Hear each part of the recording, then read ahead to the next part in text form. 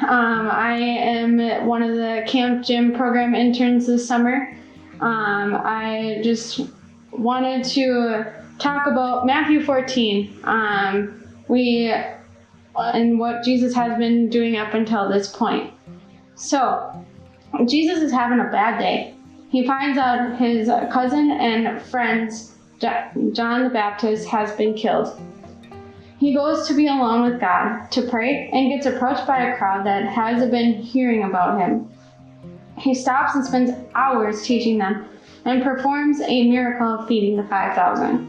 The apostles have already witnessed him doing lots of miracles, but they are still surprised till this point about Jesus revealing himself as God. So now Jesus sends his disciples out on a boat to give himself time to pray, to be alone with God. So now we pick up in Matthew 14:22-33. It says, Jesus made the disciples get into the boat and go on ahead of him to the other side. While he dismissed the crowd, after he had dismissed them, he went up on a mountainside by himself to pray. Later that night, he was there alone, and the boat was already a considerable distance from land, buffeted by the waves because the wind was against it. Shortly before dawn, Jesus went out to them walking on the lake. When the disciples saw him walking on the lake, they were terrified. "It's a ghost," they said, and cried out in fear. But Jesus immediately said to them, "Take courage, it is I. Don't be afraid." "Lord, if it's you," Peter replied, "tell me to come to you on the water." "Come," he said. Then Peter got down out of the boat, walked on the water, and came toward Jesus. But when he saw the wind, he was afraid and, beginning to sink, cried out, "Lord, save me." Immediately Jesus reached out his hand and caught him. "You of little faith," he said, "why did you doubt?" And when they came into the boat, the wind died down. Then those who were in the boat worshipped him, saying, "Truly, you are the Son of God."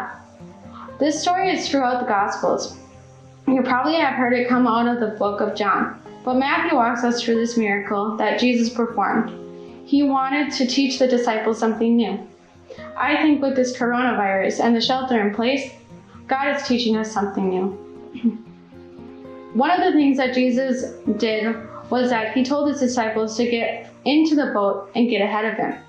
So Jesus could take that time and went alone to pray on the mountaintop, to spend time with the Lord. Then Jesus sees that the disciples were in the midst of a storm. He could see his disciples from the mountaintop. At this point in Scripture, the disciples are starting to have faith in Jesus. Then the thing that the disciples thought right away was that Jesus was a ghost, and they were driven by fear, even though Jesus said it was him from the beginning. The very first thing that I learned from this message is that Jesus makes room for God. He takes time to spend with him in prayer or even in the Word. In the midst of the storm that we feel like we are in, we need to go spend time with the Lord, and we can make it a daily habit to get along with the Father.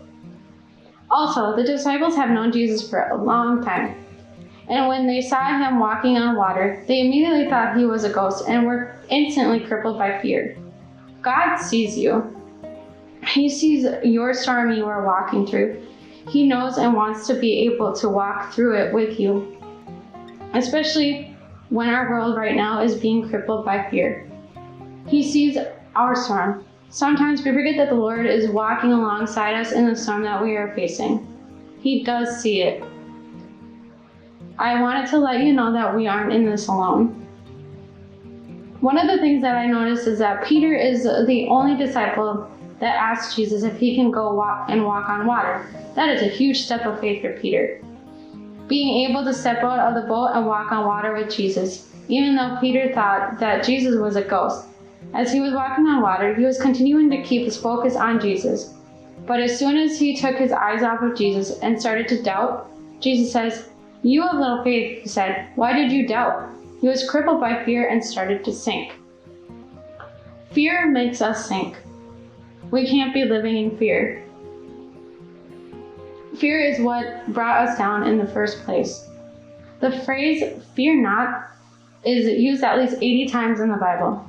Most likely because he knows that enemy uses fear to decrease our hope and limit our victories. God loves to hear us cry out to him in the midst of the storm.